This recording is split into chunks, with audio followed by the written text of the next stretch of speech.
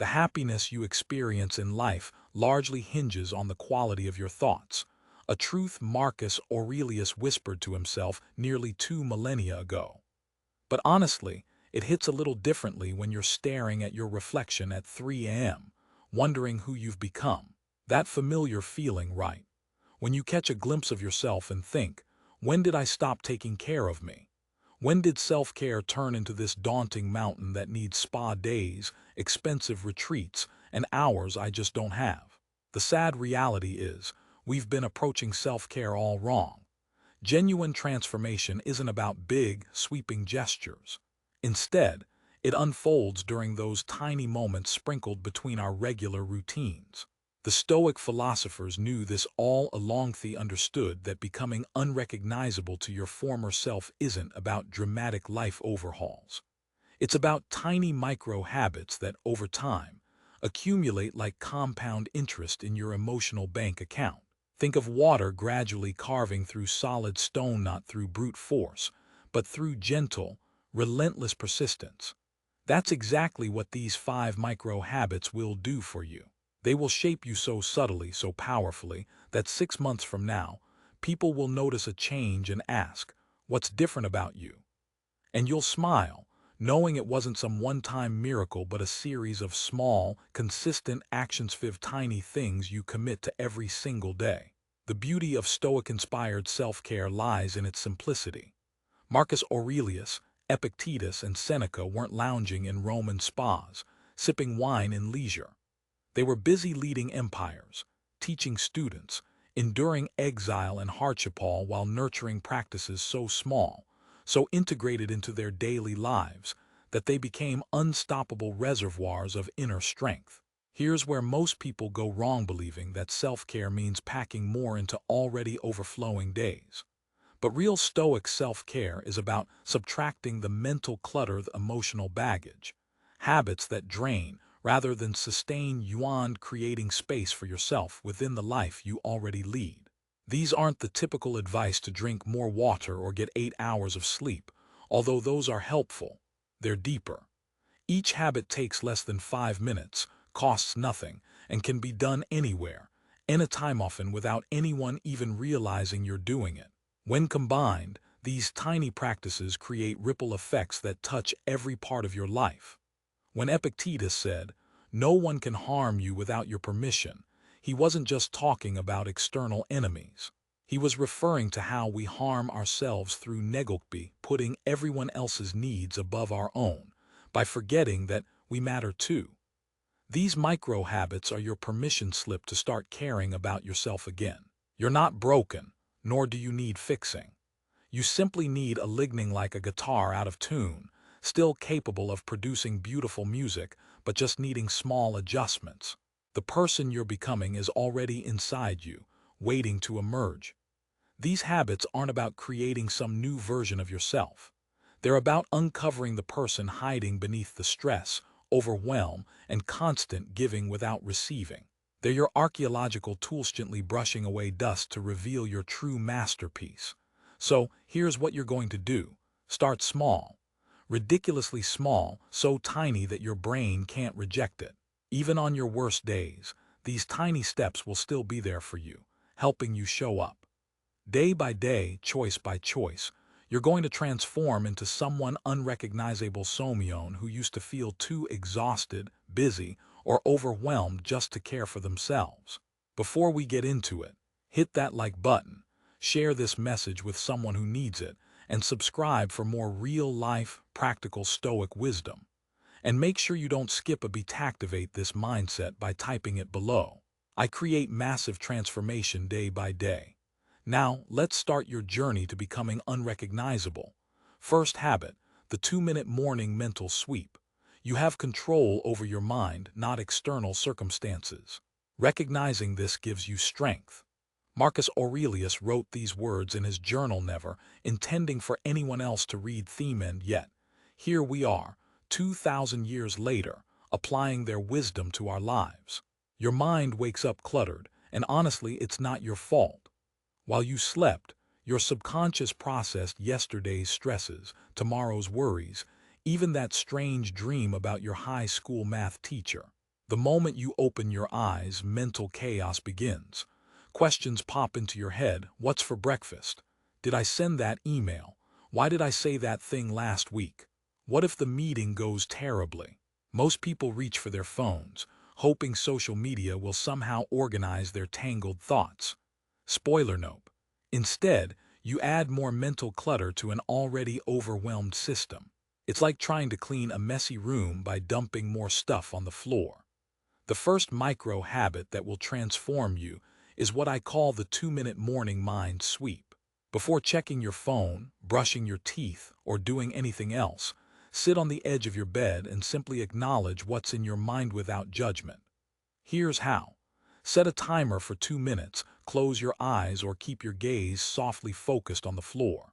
Imagine your thoughts as clouds drifting across the sky of your consciousness. You're not trying to stop, control, or change them. Just notice.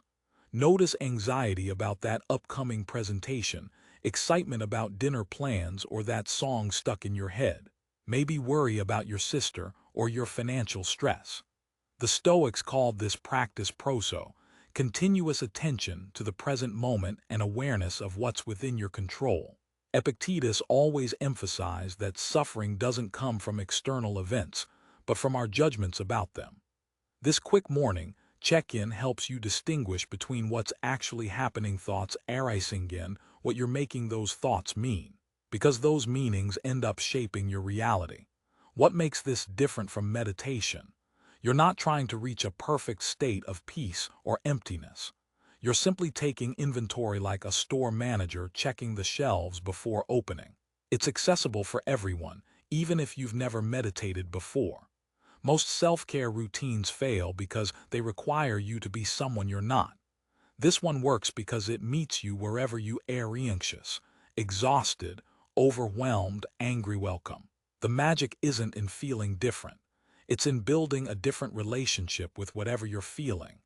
Within a week, you'll start noticing patterns emerge, like waking up worried about money on Mondays or feeling that tightness in your chest only when you haven't spoken to your mom recently. These aren't problems to fix in 2 minutes, they are simply signals. By week 2, you'll notice a profound shift. When stresses hit, there's a tiny pause, a moment of recognition. Oh, this is just a thought drifting through. You begin responding intentionally instead of reacting automatically. You choose your emotional state rather than being hijacked by it. The ripple effects are incredible. Your relationships improve because you're not dragging morning chaos into every conversation. Your productivity increases because you start from clarity. Your self-compassion deepens because you practice radical acceptance of your inner world. The best part, it's portable. Just 2 minutes anywhere, anytime, even in traffic or while waiting in line. This habit also develops what Seneca called the discipline of desire, the ability to want what you have and accept what is, all while working toward what could be.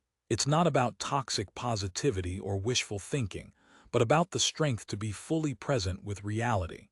When you stop running away from your thoughts and feelings, their power over you diminishes. Do this consistently for 30 days, and you'll be unrecognizable, walking through life with a quiet confidence, knowing you can hold whatever thoughts surface gracefully. Declare this truth now. I greet my thoughts with curiosity, not fear. Number 2, the gratitude archaeology dig. Every new beginning originates from the end of something else, as Seneca wisely noted. Transformation isn't about adding more good things. It's about discovering what's already good beneath the layers of habit and misconception. Most gratitude practices are superficial. I'm grateful for my family, my health, my job, and after a few days, your mind tunes out. It's like replying fine when someone asks how you are, technically true, but missing all the richness that makes life meaningful. The second micro habit is called gratitude archaeology. Instead of skimming surface blessings, you become a treasure hunter, digging for hidden gems that most overlook.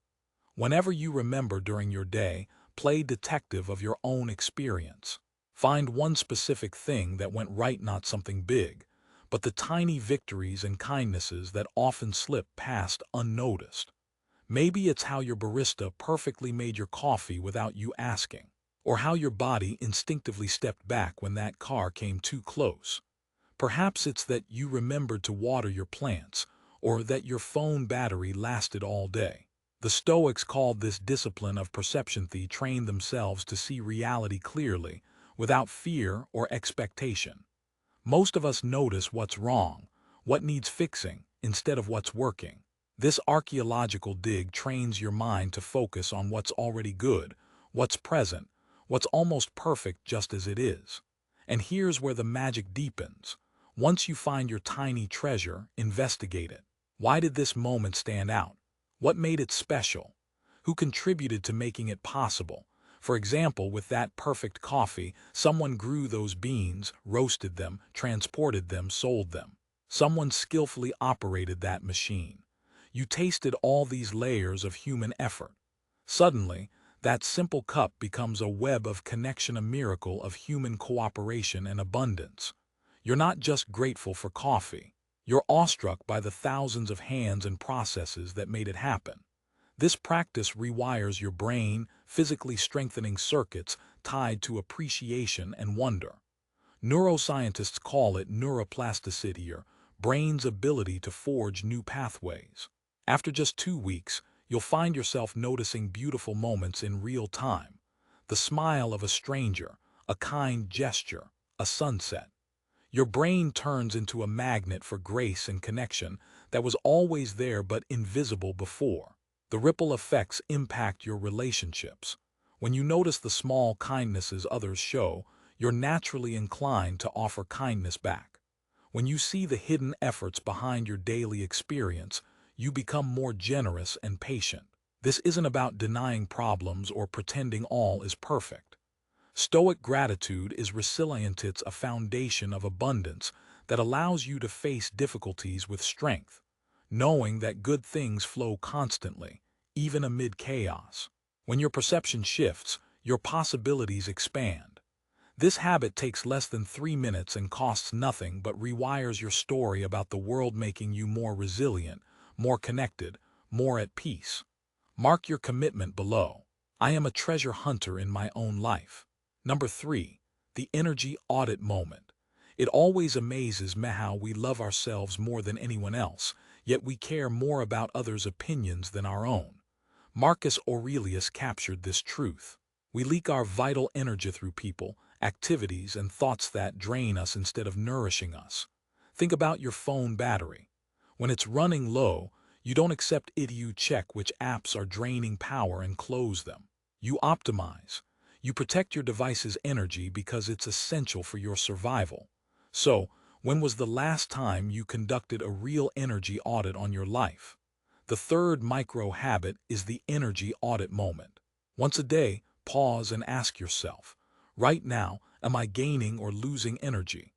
Act immediately on what you discover because your life depends on it. Set a random alarm or tie this check-in to a daily task like washing your hands or opening the fridge.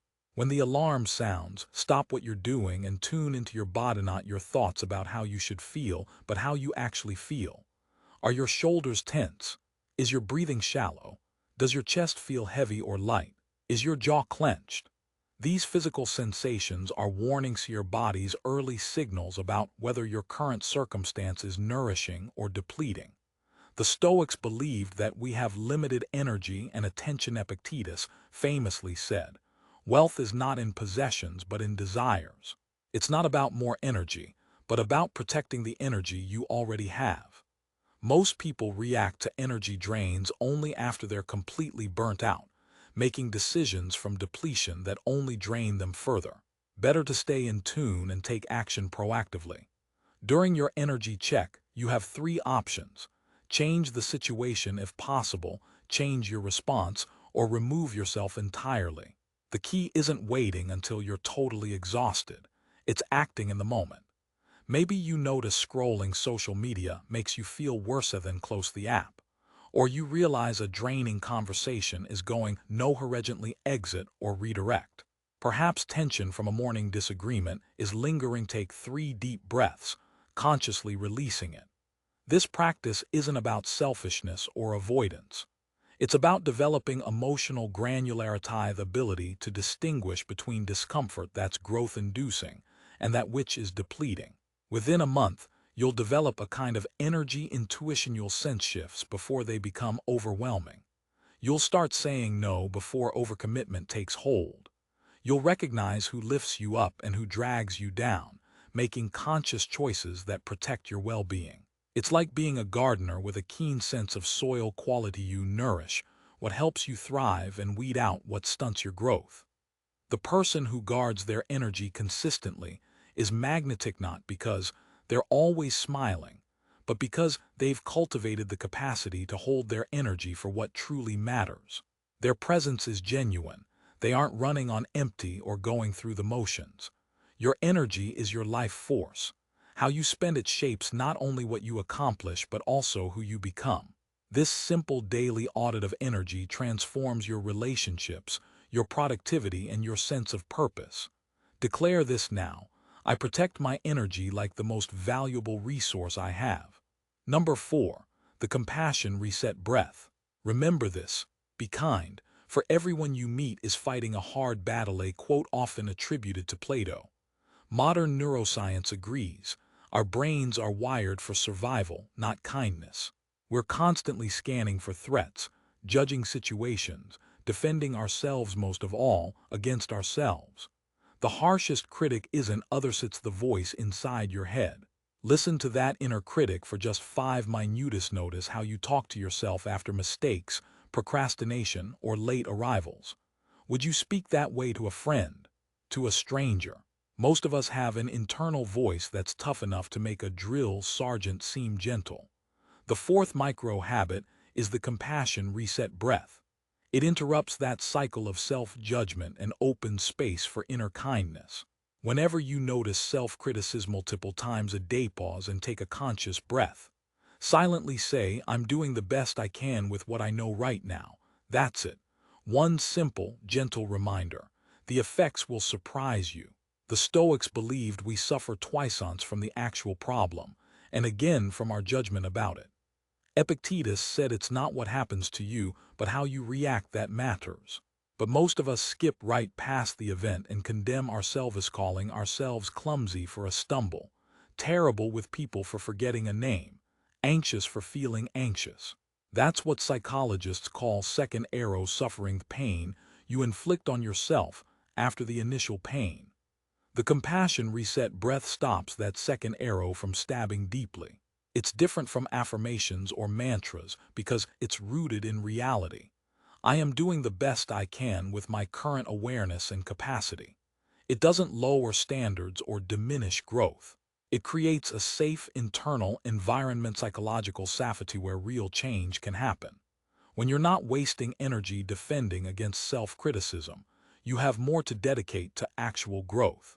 Over 2 weeks, you'll notice your inner voice becoming gentler, more curious. Instead of condemning your mistakes, you'll pause, learn, and move forward. This practice rewires your brain at a neural level, activating your parasympathetic nervous system, releasing bonding hormones like oxytocin, and rewiring pathways for kindness instead of criticism. The result? A shift in your mental landscape, a more compassionate, understanding inner voice. When you stop attacking yourself, you start extending that compassion outward, improving your relationships because others also sense your kindness. It's not about perfection or pretending everything's okay. It's about accepting yourself unconditionally. Every time you catch yourself in self-judgment, you get a chance to practice. The previous energy drain now becomes your opportunity for restoration. A person who practices self-compassion daily becomes nearly unrecognizable, moving through life with quiet confidence, embracing their imperfections, inspiring others not through perfection but through authenticity. State this now: I speak to myself with the kindness I deserve. Number 5. The Daily Done Declaration. Before you drift off to sleep, ask yourself, what wounds did I heal today? What mistakes did I resist? Where can I show improvement? According to Seneca, reflecting on the day with loving awareness, not harsh judgment, gives your soul peace. The harsh truth of modern life: We focus on what we didn't accomplish: the unfinished email, the delayed project, that missed conversation, and go to bed burdened with unfinished business. We wake up already behind and exhausted. The fifth micro habit is the daily done declaration. Before sleeping, spend 2 minutes celebrating what you did finish, no matter how small. Scan your day mentally for 3 acts of care, progress, or effort that often go unnoticed.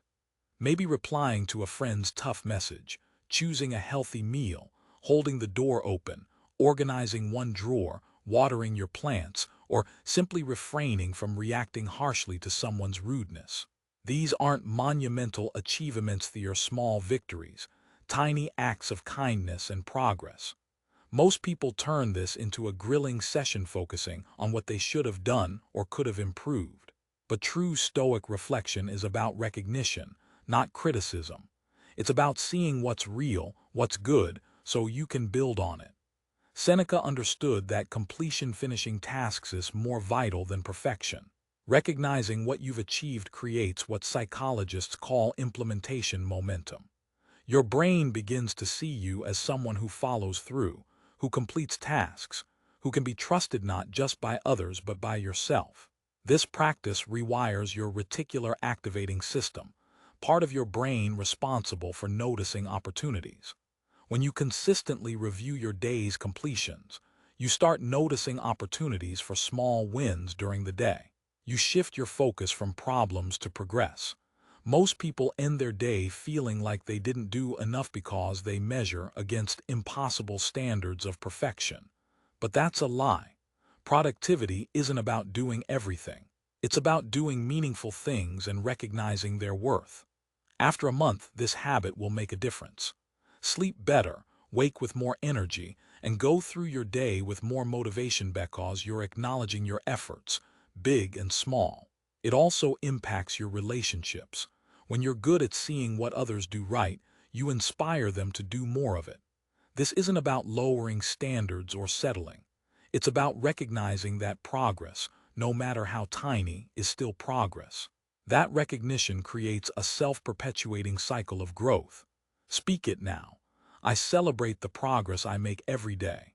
When you practice this daily, your life becomes rich with small victorious, your days overflowing with meaningful moments. This shift in perspective alone transforms routines into rituals of care and appreciation. You begin seeing opportunities to show kindness instead of burdens. You find fulfillment in contribution, not perfection. Remember, the best time to plant a tree was 20 years ago. The second best time is today. You can't change the past, but you have full power over the present moment. Starting these 5 micro habits taught you over the next 30 days will change everything. Your mornings will be calmer, your days richer, your energy more stable. Your inner critic will soften into a gentle guide. Your nights will be peaceful. You'll develop an unshakable sense of self-worth that isn't dependent on external validation. In 6 months, others will notice the difference and ask, "What changed?" You'll smile because you'll know it wasn't some big, dramatic overhaul. It was 5 small choices, repeated every day, that reshaped your entire life.